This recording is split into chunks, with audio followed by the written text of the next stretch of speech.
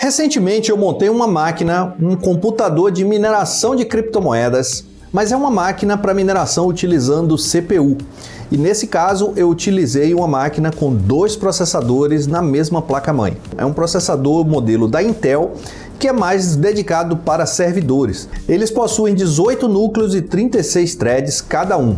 É núcleo pra caramba, suficiente para você minerar a criptomoeda que você quiser. E desde então eu venho fazendo diversos testes, trazendo conteúdos para vocês, mostrando versões de mineradores que vão surgindo, criptomoedas, fazer avaliações se elas são rentáveis ou não são rentáveis. E a princípio eu estou muito satisfeito com essa máquina e muito feliz, porque eu sempre quis montar uma máquina com 2 processadores. Algumas pessoas entram em contato comigo, seguidores do canal, querendo montar uma máquina dessa, ou com 1 ou com 2 processadores, para aprender ou simplesmente para poder obter alguma rentabilidade.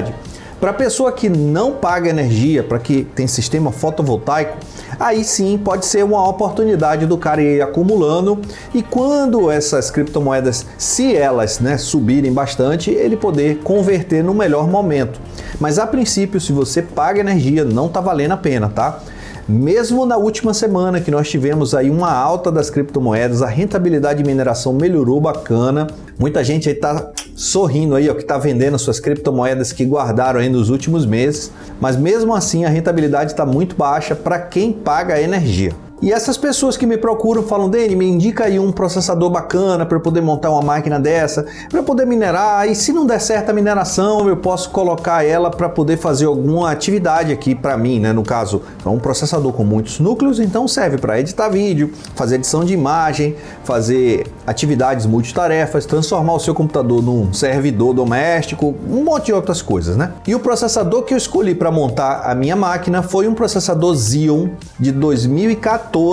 Olha só, até tem um vídeo bacana que eu mostro por que eu escolhi esse processador especificamente. Vou deixar o link aqui no card para quem não assistiu. Esse vídeo aqui tá bem bacana mesmo, recomendo que vocês assistam. O que me motivou a comprar exatamente esse processador, que é o E5-2699 versão 3. Tudo começou quando eu assisti na época, e olha, tem bastante tempo, um vídeo do Linus Tech Tips. Mas assista esse vídeo aqui que eu vou falar mais detalhes, o porquê que eu escolhi esse computador, esse processador especificamente. Mesmo sendo uma máquina turbinada, esse processador, muitos núcleos, muitos threads, muita memória cache, ele é um verdadeiro Opala. Ele bebe muito, ele consome muita energia para poder minerar.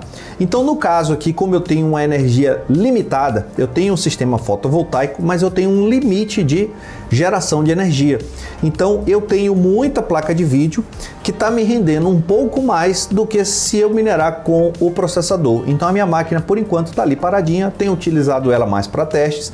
Mas caso a rentabilidade de CPU voltar e ficar à frente de placa de vídeo, como já aconteceu diversas vezes na história, eu ligo aquela máquina e desligo a rig de mineração de placa de vídeo, utilizando a minha energia excedente gerada pelo sol.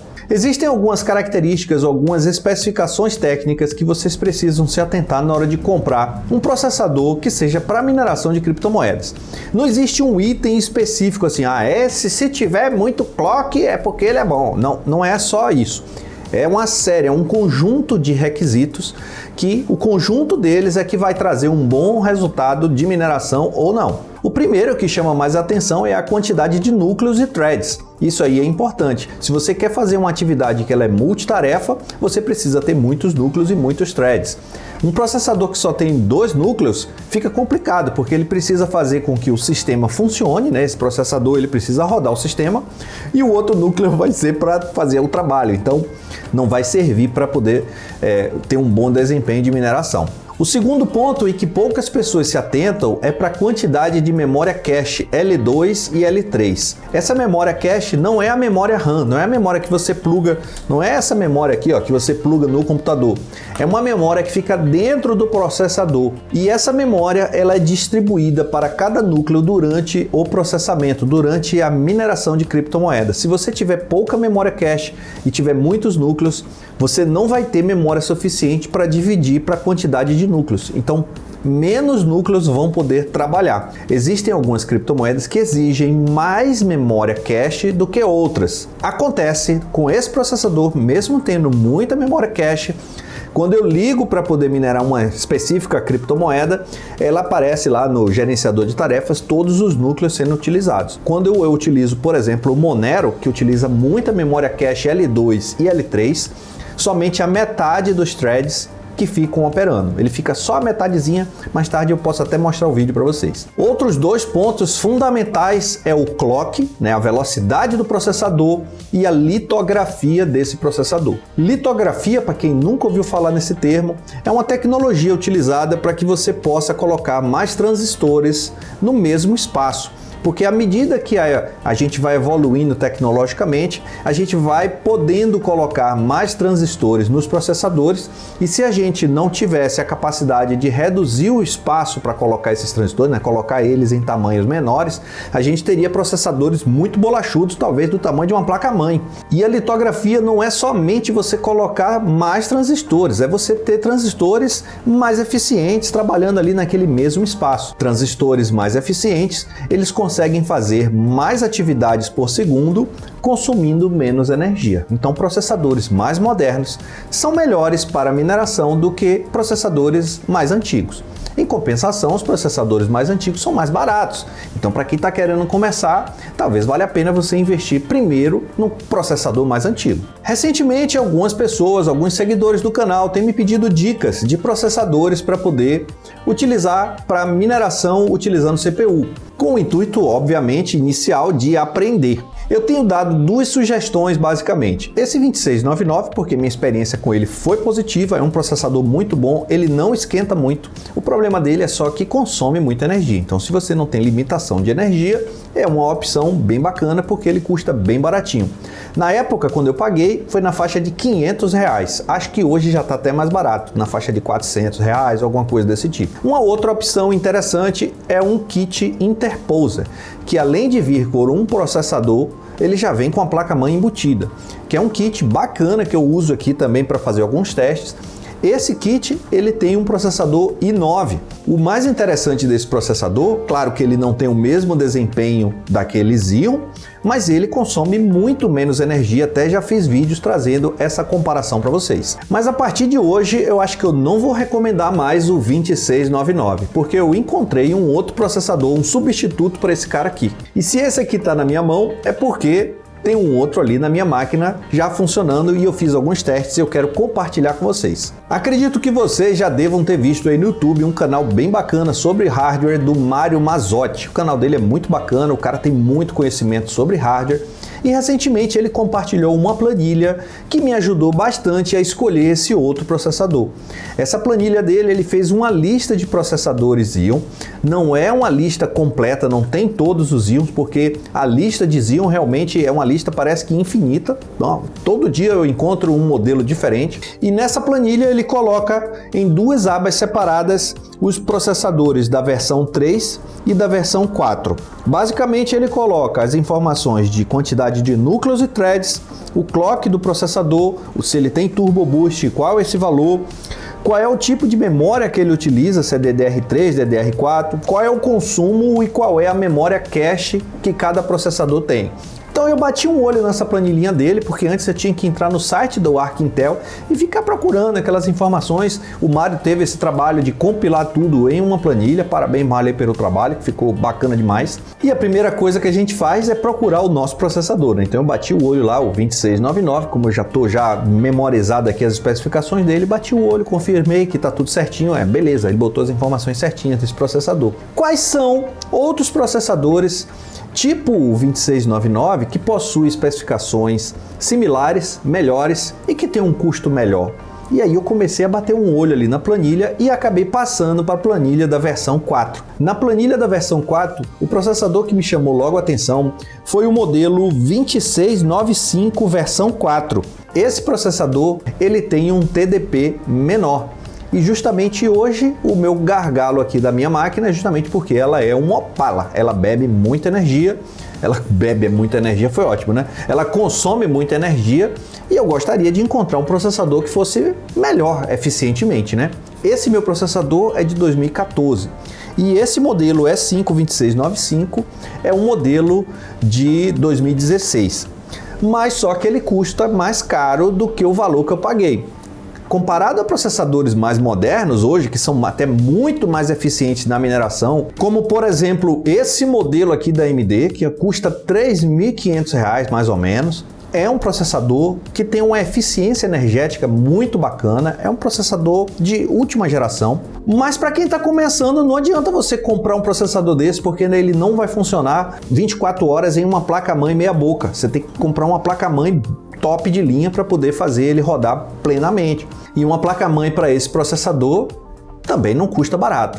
Então se você está começando, melhor você começar, como eu sempre falo, comece com a mini rig. Monta uma maquininha que seja melhor custo-benefício, mais baratinho, para que você possa aprender, entender como as coisas funcionam e aí sim depois, com o seu conhecimento adquirido, tirado da sua própria cabeça, você avalia a possibilidade de investir mais, montar mais máquinas ou não. Bem pertinho desse processador, né, do 2695, eu encontrei o 2686, que ele possui características muito parecidas com o meu, possui o mesmo clock, o mesmo TDP, a mesma quantidade de núcleos e threads, só que esse processador ele custa incrivelmente menos de R$200.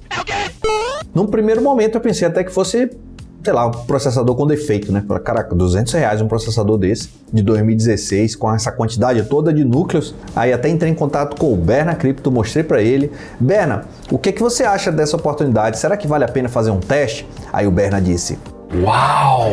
Pô, Denis, esse processador tá muito barato. Se for isso mesmo, se ele vier funcionando, é um processador bem bacana que vale a pena realmente fazer alguns testes. E aí eu comprei esse processador e o processador chegou aqui de fato, fiz o unboxing dela, até lancei um short aqui no YouTube mostrando eu fazendo esse procedimento aqui de abertura, criei aquele suspense pra galera, olha só, novos processadores chegando e tal. Só que na montagem da placa-mãe eu tive uma surpresa e eu quero mostrar para vocês.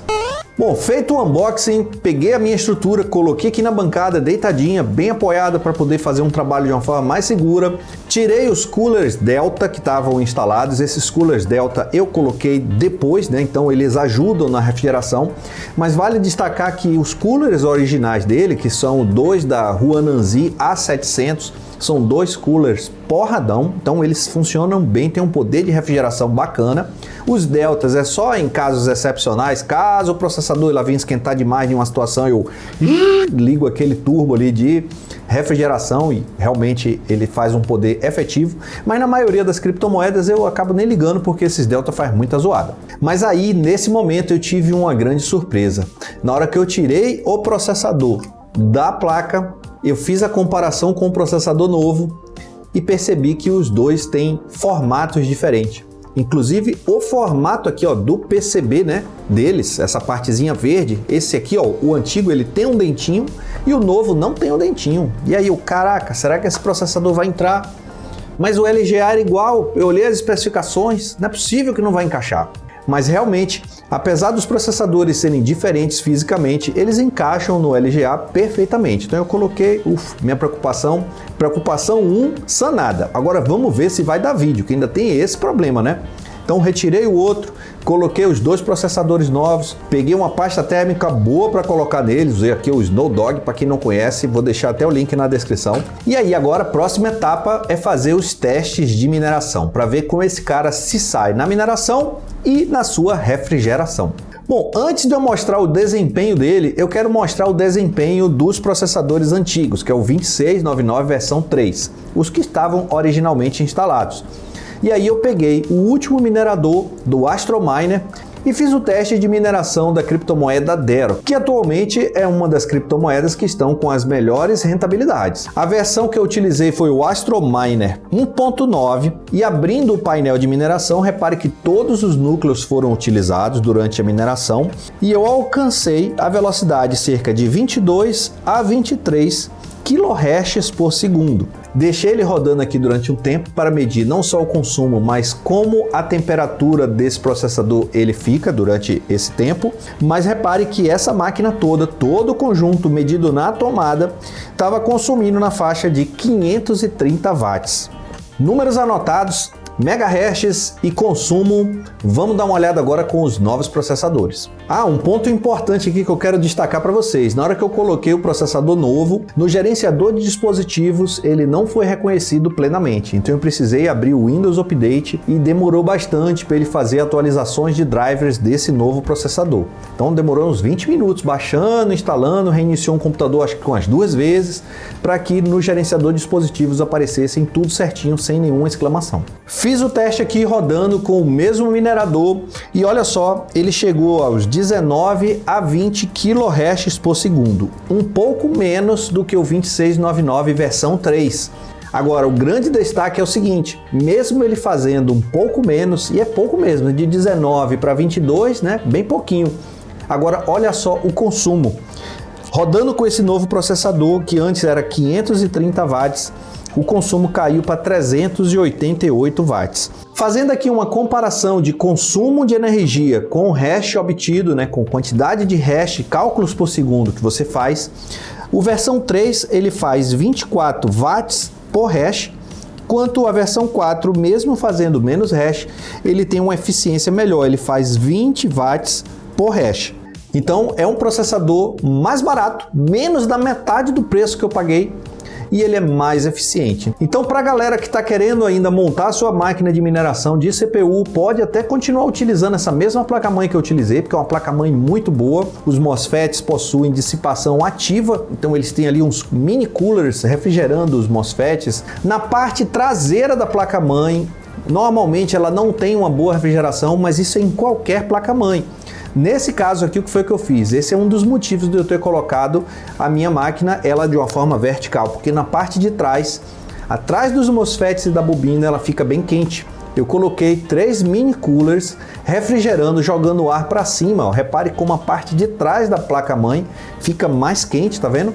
E aí esses mini coolers eles fazem ali uma ajuda nessa dissipação de calor. Se você colocar essa placa-mãe para minerar dentro de um gabinete, obviamente ali ó, entre ela e o metal ali na parte de trás vai ficar bem quentão. E aí ao invés de você usar esse processador aqui da versão 3, você já pega da versão 4, que realmente nos primeiros testes aqui, eu fiquei realmente impressionado com o seu desempenho / consumo. E custo também, né? Porque ele é bem barato. R$200 um processador.